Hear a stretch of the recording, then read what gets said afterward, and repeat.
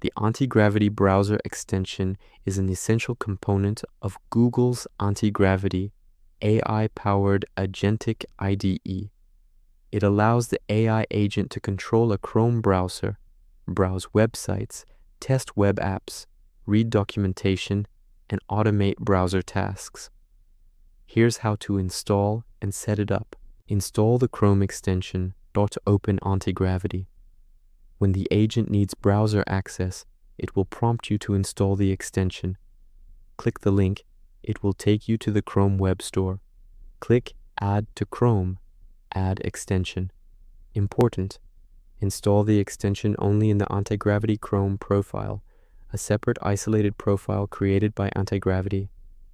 Do not install it in your personal Chrome. How to use it.